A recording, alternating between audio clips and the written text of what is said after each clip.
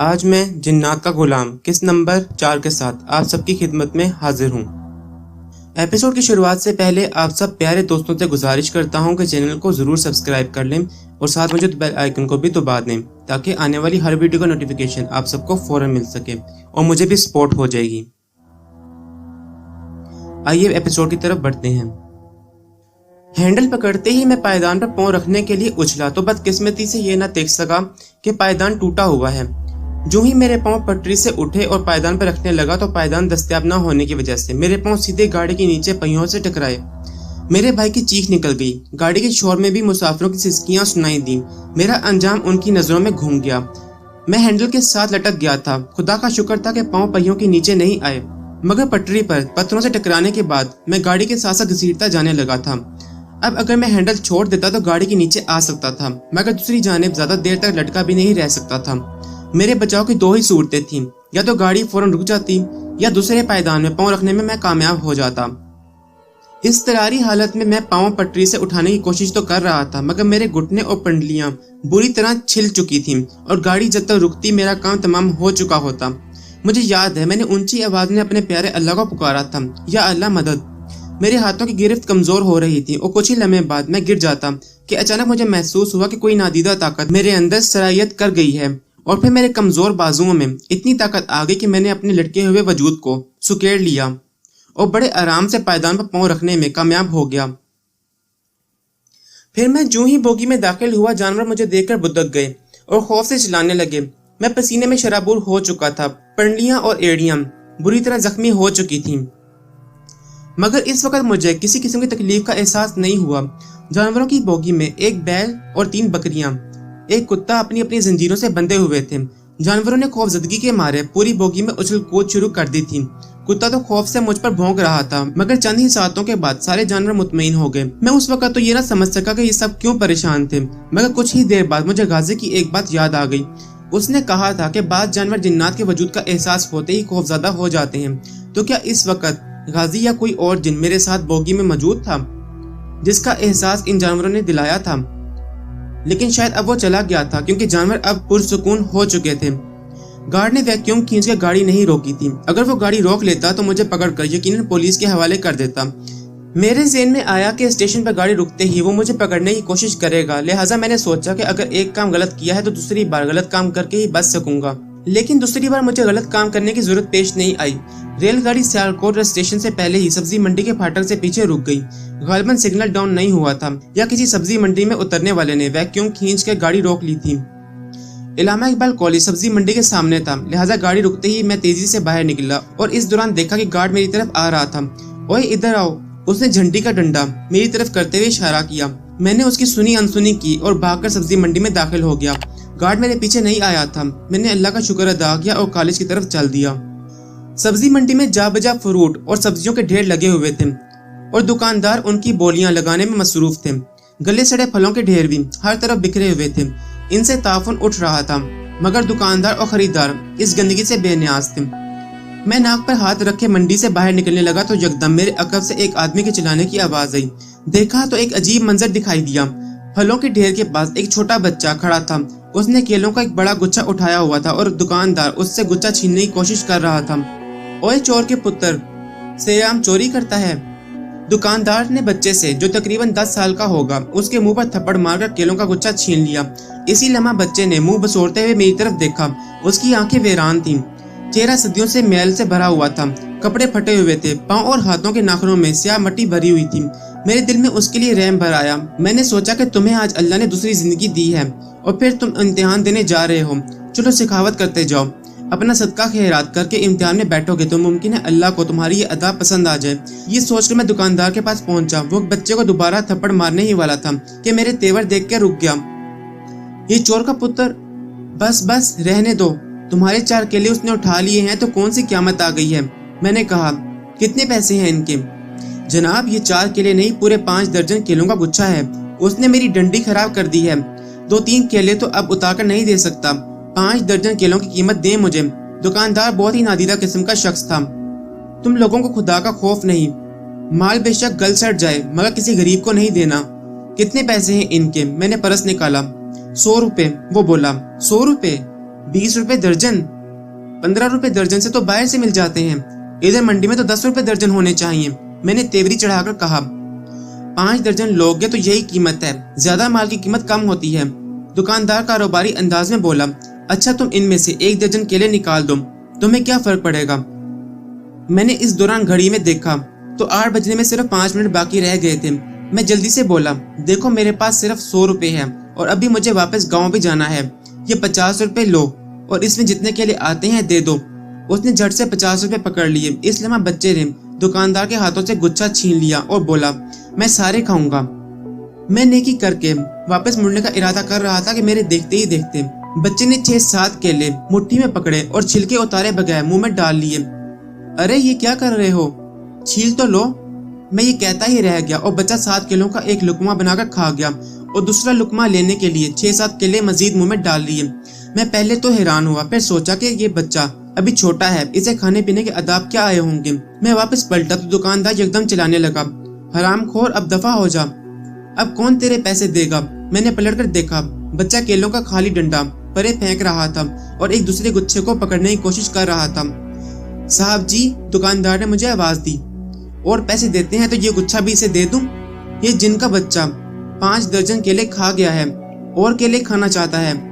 उसकी आवाज सुनते ही मेरा ज़हन घूम गया और मैं मेकानिकी अंदाज में वापस आया। एक ख्याल बिजली की तरह मेरे ज़हन में गूंजा और मेरे मुंह से बेइख्तियार निकला, गाजी। वो छोटा बच्चा गड़बड़ा गया और खाली नजरों से मेरी तरफ देखने लगा। गाजी बाज आ जा, मैंने मजजूब बच्चे की तरफ देखकर कहा। तो अब की बार उसकी खाली आंखों में शरारतों के आसार रोशन हो गए। मुझे बाबा जी सरकार की बात याद आ गई, शायद इसे पैसे ना दिया कर, ये तुम्हें बर्बाद कर देगा। मैं भी धीरे से मुस्कुरा दिया। मजजूब बच्चे के रूप में गाजी खड़ा था और नदीदों की तरह केले खाने के लिए मचल रहा था। मैंने मुंह उसे कान के करीब किया। गाजी यार, मैं जानता हूँ तो ये सारी सब्जी मंडी भी हड़प कर जाए तो तेरी एक आंत भी नहीं भरेगी, मगर यार मेरे पास अब 50 रुपए बचे हैं, मैंने कल भी पर्चा देने आना है। वैसे भी तेरी हरकत से यहाँ थरथली मच जाएगी, शराफत से वापस चला जा, वरना बाबा जी को खबर होगी तो तेरे साथ मुझे भी चितरोल होगी। भैया तुम्हारी जान रुपए पैसों से महंगी है, तू 50 रुपए सदका देकर खुश हो रहा था। गाजी में मिनाते हुए बोला, खैर अब तुम पर कर्ज है, अगर मैं वक्त पर ना आता तो रेल की पटरी पर तुम्हारे इतने टुकड़े नजर आते जितने यहाँ केले पड़े हैं। ओहो शुक्रिया गाजी, मैं जान गया था कि इस करामत में तुम्हारा हाथ होगा। मैंने उसके कंधे पर हाथ रखा। दुकानदार परेशान हो रहा था, तुम्हारी बेहतियाती से यहाँ दिहाई मच जाएगी, मैंने गाजी को समझाया। दुकानदार को हमारी बातें सुनाई नहीं दी। गाजी ने केलों का गुच्छा वापस रख दिया और बोला, अच्छा अब तुम जाओ भैया और पेपर दे आओ। हाँ याद आया, सूरह यासीन पढ़ना ना भूलना। मैंने जेब को टटोला तो सूरह यासीन छोटी सी किताब की सूरत में मेरे पास थी। मैंने गाजी को उधर ही छोड़ा और इम्तिहानी सेंटर में पहुंचते ही जल्दी से गुसल खाने में गया और हाथ पांव साफ करके वुजू किया और फिर इम्तिहानी कमरे में पहुंच गया। निगरान ने रोल नंबर स्लिप देखने के बाद मुझे कुर्सी पर बिठा दिया। मैंने कुर्सी पर बैठते ही सबसे पहले सूरह यासीन जेब से निकाली और पढ़ने लगा। इस दौरान शीट तकसीम करने वाला मेरे पास आया और मुझे शीट पकड़ाने के बाद कहने लगा, अच्छी बात है, बरकत होगी, पढ़ लो, अभी पर्चा तकसीम होने वाला है। मैं सूरह यासीन पढ़ने में इस कदर मुश्तगल हो गया कि मुझे पता ही नहीं चला कि कब एक निगरान सवालनामा लेकर मेरे पास आया। उसने मुझे मतवज्जा करके सवालनामा दिया और बोला, मौलाना अब पर्चे की फिक्र करो। मैंने उसे सवालनामा ले लिया और दोबारा सूरह यासीन पढ़ने लगा। मैंने जब तक 3 बार सूरह यासीन मुकम्मल नहीं पढ़ ली, पर्चे पर नजर नहीं डाली। इस दौरान आधा घंटा तो तकरीबन गुजर चुका होगा।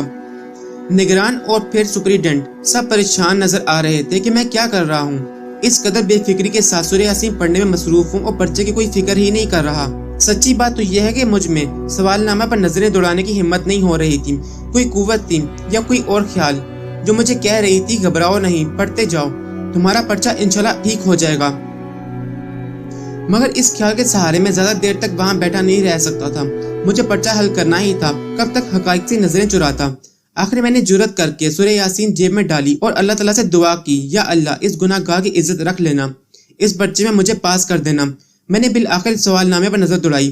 पहला ही सवाल पढ़ते हुए मेरा दिल खुशियों से भर गया। इस कदर आसान सवाल। फिर मैंने सारे सवालनामे में से 5 सवाल मुंतखब करके घड़ी पर नजर दौड़ाई तो मालूम हुआ कि पर्चा शुरू हुए तकरीबन 40 मिनट गुजर चुके हैं। मैंने अल्लाह का नाम लिया और फिर लिखना शुरू किया तो ऐसे लगा जैसे मेरे कलम को पढ़ लग गए हैं। क्या इसमें कोई मशीन फिट हो गई है? इस कदर तेज रफ्तारी से लिखने का तसव्वुर मैं कर नहीं सकता था। جو میں نے BA में अंग्रेजी के पर्चा में रफ्तार पकड़ी थी। पर्चा खत्म होने में अभी 10 मिनट बाकी थे जब मैंने सारे सवाल हल करके फारिग हो चुका था और पहला उम्मीदवार जो फारिग होकर सेंटर से निकला था मैं था। जो ही मैं सेंटर से निकलकर सब्जी मंडी के स्टॉप पर पहुंचा तो नजरें बेइख्तियारी से उसी दुकानदार को ढूंढने लगी। मैं उसके ढेर की तरफ गया तो वहाँ एक अजीब मंजर मेरा मुंतजिर था। जा बजा केलों के डंडे वहाँ बिखरे हुए थे। मैं समझ गया गाजी अपना काम दिखा चुका है। मैंने महसूस किया कि मंडी में कदरी वीरानी है और लोग खौफज़दा नजर आ रहे हैं। मैंने एक दुकानदार से सुबह वाले दुकानदार के बारे में पूछा तो वो बेसाख्ता बोला, नूर बख्श का पूछ रहे हो? वो जिसके केले जिनका बच्चा खा गया है? मुझे क्या मालूम, मैं घबरा कर बोला। मैं इसे क्या कहता कि हाँ वही जिनका बच्चा। ये तो बलाशुबा शक में मुब्तला करने वाली बात थी। अगर तो आप इसका पूछ रहे हैं तो वो उधर बाबा तेले शाह की झुग्गी में बेहोश पड़ा है। सुबह से उस पर जिन आ गया था। सुबह एक मजजूब बच्चा उसका सारा माल खा गया और फिर नूर बख्श पर घशी का दौरा पड़ गया। मार्केट के लोग इसे बाबा तेले शाह के पास ले गए हैं कि वो उसका जिन उतार दें। मैं तो वहाँ नहीं जा सका। सुना है कि बाबा तेले शाह ने उसके जिन को पकड़ लिया है। क्या? मैं परेशान होकर उसका मुंह देखने लगा और सोचने लगा कि क्या गाजी पकड़ा गया है। अगर बाबा तेले शाह ने वाकई इसको पकड़ लिया है तो वो इसे मार डालेगा। मैंने सुन रखा था कि वो जलाली किस्म का मलंग टाइप पीर था। वो जब जलाल में आता था तो किसी का लिहाज नहीं करता था। या अल्लाह मेरे गाजी को बचा ले। मैं दिल ही दिल में दुआ करने लगा और फिर सोचने लगा कि अपने गाजी की मदद कैसे कर सकता हूँ। मुझे बाबा जी की बातें याद आ रही थीं। गाजी जब भी कोई भी चुलबुली बात करता या शरारत के मूड में नजर आता तो इसे डांट देते थे, मगर गाजी कहाँ चुपका बैठ सकता था। उछल कूद और छेड़छाड़ उसकी तबीयत का हिस्सा थे। मैंने पहली मुलाकात में उससे कहा था, तुम्हारा नाम गाजी की बजाय मस्तान होना चाहिए। क्यों? उसने बच्चों की मासूमियत लिए हुए अंदाज में पूछा। अच्छा नाम है, मगर तुम्हारी हरकतें ऐसी हैं कि तुम्हें गाजी नहीं कहना चाहिए। तुम पर तो हर वक्त शैतान किसी मस्ती चढ़ी रहती है, इसीलिए कह रहा था कि तुम्हें मस्तान या फिर शैतान कहना चाहिए। मैंने हंसते हुए कहा तो वो खिलखिलाकर हंस दिया। मुझे तो ये दोनों नाम पसंद हैं, मस्तान और शैतान। गाजी चहकते हुए बोला, अगर मैं शैतान कहलाने लगा तो बाबा जी का गुस्सा देखने के काबिल होगा। अरे भैया, तुमने बाबा जी का जलाल नहीं देखा। एक बार बुजुर्ग किस्म के इबादत गुजार जिन ने किसी लड़की को तंग किया था। बाबा जी को मालूम हुआ तो इस बेचारे की खाल में भूस भर दी थी बाबा जी ने। वो तो पहले ही कहते थे कि गाजी है तो तू जिन्नात का बच्चा, मगर उसके अंदर शैतान की रूह है। गाजी तुम्हारा ये नाम किसने रखा था? मैंने दरियाफ्त किया। ये बड़ी दिलचस्प बात है। मेरा असल नाम तो अब्दुल्ला है, लेकिन मुझे गाजी कहकर पुकारा जाता है। इसकी वजह यह है कि मैं हर शरारत के बाद भी महफूज रहता हूँ। मैं इंसानों की बस्तियों में जाकर शरारतें किया करता था। कई बार ऐसा हुआ कि किसी अल्लाह वाले दरवेश से भी मुठभेड़ हो जाती थी। मेरी किस्मत अच्छी होती और मैं बचकर आ जाता था। मेरे दोस्त जिन्नात ये कहते, अब्दुल्ला तुम गाजी हो, तुम्हारी हर शरारत किसी जंग से कम नहीं होती। मेरे जिंदा सलामत बच कर निकल आने पर वो मुझे गाजी कहते थे। मैं तुम्हारी बात समझा नहीं। शरारत का जंग से क्या ताल्लुक? मैंने पूछा। हमारी शरारतें किसी जंग महाज से कम नहीं होती।